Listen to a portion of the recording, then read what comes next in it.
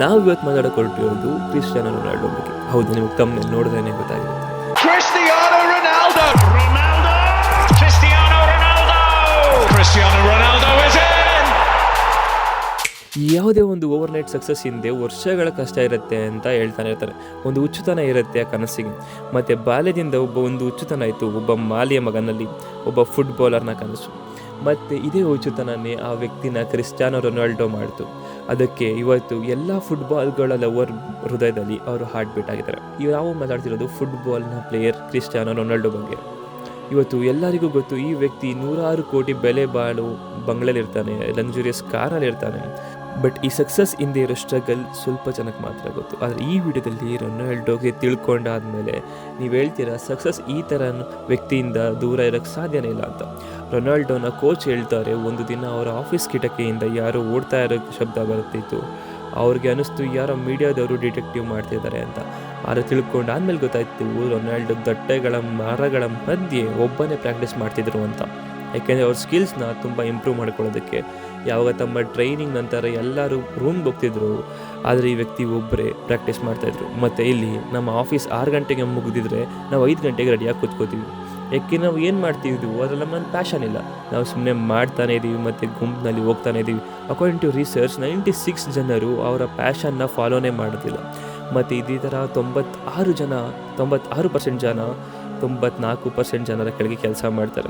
ಏಕೆಂದರೆ ಇವ್ರು 100 ಸಲ ಸೋದ್ರೂ ಅವರ ಪ್ಯಾಷನ್ ಮೇಲೆ ಗಿವ್ ಅಪ್ ಮಾಡೋದಿಲ್ಲ. ಅಂದರೆ ಲೂಸರ್ಸ್ ಯಾವಾಗಿದ್ರು ಎಕ್ಸ್ಕ್ಯೂಸಸ್, ಕಾರಣಗಳನ್ನ ಕೊಡ್ತಾರೆ. ಮನೆಯವ್ರು ಸಪೋರ್ಟ್ ಮಾಡಲ್ಲ, ದುಡ್ಡಿಲ್ಲ, ಸ್ಕಿಲ್ ಇಲ್ಲ, ಎಕ್ಸೆಟ್ರಾ ಅಂತ. ಆದರೆ ವಿನ್ನರ್ಸ್ ಈ ರೀತಿ ಕಂಡೀಷನ್ನಲ್ಲಿ ದಾರಿನ ಹುಡುಕ್ತಾರೆ. ರೊನಾಲ್ಡೋನ ಲೈಫ್ನಲ್ಲಿ ಸಾಕಷ್ಟು ಕಷ್ಟ ಬಂತು, ಆದರೆ ಈ ಕಷ್ಟಗಳು ರೊನಾಲ್ಡೋರ್ನ ಬಗ್ಸೋಕ್ಕಾಗಲಿಲ್ಲ. 18 ವಯಸ್ಸಲ್ಲಿ ಹಾರ್ಟ್ ಪ್ರಾಬ್ಲಮ್ನ ಕಾರಣದಿಂದ ಡಾಕ್ಟರ್ ಇವ್ರಿಗೆ ಫುಟ್ಬಾಲ್ ಆಡೋದನ್ನ ನಿಲ್ಲಿಸಿ ಅಂತ ಹೇಳ್ತಾರೆ. ಆ ಗೇಮ್ ಇವರ ಜೀವ ಆಗಿತ್ತು. ಅವ್ರ ಹತ್ರ 2 ದಾರಿ ಇತ್ತು. ಒಂದು ಫುಟ್ಬಾಲ್ ಆಡೋದನ್ನ ಬಿಡಬೇಕು, ಇನ್ನೊಂದು ರಿಸ್ಕಿ ಸರ್ಜರಿನ ಮಾಡಿಸ್ಬೇಕಾಗಿತ್ತು. ಆದರೆ ಡೌಟೇ ಇಲ್ಲ, ಈ ವ್ಯಕ್ತಿ 2ನೇ ದಾರಿನ ಆಯ್ಕೆ ಮಾಡಿಕೊಂಡ. ಇದರಿಂದ ರಿಕವರಿ ಆಗ್ತಾ ಇರಬೇಕಾದ್ರೆ ಇವ್ರ ಮೇಲೆ ಇನ್ನೊಂದು ಬೆಟ್ಟ ಮುರಿದು ಬಿತ್ತು. ಜಾಸ್ತಿ ಮದ್ಯಪಾನ ಮಾಡೋದ್ರಿಂದ ಇವರ ತಂದೆಯ ಡೆತ್ ಆಯಿತು. ಇದರಿಂದ ರೊನಾಲ್ಡೋಗೆ ಮಾನಸಿಕ ಮತ್ತು ಆರ್ಥಿಕವಾಗಿ ದೊಡ್ಡ ಹೊಡೆತ ಬಿತ್ತು. ತಂದೆ ಹೋದ್ಮೇಲೆ ಮನೆ ಖರ್ಚು ನೋಡ್ಕೊಳ್ಳೋಕ್ಕೆ ಅವರ ತಾಯಿಗೆ ಬೇರೆಯವರ ಮನೆ ಕೆಲಸ ಮಾಡ್ಕೋಬೇಕು ಬಂತು. ಇಷ್ಟೊಂದು ಖರ್ಚುಗಳಾದ್ಮೇಲೂ ಈ ವ್ಯಕ್ತಿ ಇವರ ಪ್ಯಾಷನ್ ಮೇಲೆ ಹಾರ್ಡ್ ವರ್ಕ್ ಮಾಡೋದನ್ನು ಬಿಡಲಿಲ್ಲ. ಇದೇ ಆಗೋದು ಅವರ ಪ್ಯಾಷನ್ಗೋಸ್ಕರ, ಅವರ ಡ್ರೀಮ್ಗೋಸ್ಕರ. ಅದನ್ನೆಲ್ಲನೂ ಫೇಸ್ ಮಾಡ್ಕೊಂಡು ಮುಂದೆ ಹೋಗಿ ಅವರು ಒಂದು ರೋಲ್ ಮಾಡಲ್ ಆಗಿ ಕನ್ವರ್ಟ್ ಆಗ್ತಾರೆ. ಗೇಮ್ಸ್ ಆಡಿದ್ಮೇಲೆ ಅವ್ರು ಯಾವಾಗ 2 ಗಂಟೆಗೆ ಸಿಟಿಗೆ ಬಂದರು ಆಗ ಅವರೆಲ್ಲ ಟೀಮ್ ಪ್ಲೇಯರ್ಸ್ ಮನೆಗೆ ಹೋದರು. ಆದರೆ ಈ ವ್ಯಕ್ತಿ ಮತ್ತೆ ಟ್ರೈನಿಂಗ್ ಸೆಂಟರ್ಗೆ ಹೋಗಿ ವರ್ಕೌಟ್ ಮಾಡ್ತಾನೆ. ಮ್ಯಾಚ್ ಗೆದ್ದಾದ್ಮೇಲೂ ಬೆಸ್ಟ್ ಪ್ಲೇಯರ್ ಆದಮೇಲೂ ಕೂಡ ಆ ವ್ಯಕ್ತಿ ಯೋಚನೆ ಮಾಡಲ್ಲ. ಸೊ ಈ ರೀತಿ ಇರುತ್ತೆ ಒಬ್ಬ ವಿನ್ನರ್ನ ಆ್ಯಟಿಟ್ಯೂಡ್. ಅದಕ್ಕೆ ಬೇರೆಯವರಿಂದ ಅಲ್ಲ, ಸ್ವಂತ ನಿನ್ನನ್ನು ನಿನಗೆ ಕಂಪೇರ್ ಮಾಡು ಮತ್ತು ಕಾಂಪೀಟ್ ಮಾಡು. ನಿನ್ನನ್ನು ನೀನು ಇನ್ನೂ ಇಂಪ್ರೂವ್ ಮಾಡೋಕ್ಕೆ ರೊನಾಲ್ಡೋಗಿಂತ ಇನ್ನೂ ಬೆಸ್ಟ್ ಪ್ಲೇಯರ್ಸ್ ಯಾರೂ ಇಲ್ಲ ಅಂತ. ಆದರೆ ಆ ವ್ಯಕ್ತಿಯಷ್ಟು ಹಾರ್ಡ್ ವರ್ಕ್ ಇನ್ಯಾರ ಕೈಲೂ ಮಾಡೋದಕ್ಕಾಗಲ್ಲ ಅಂತ.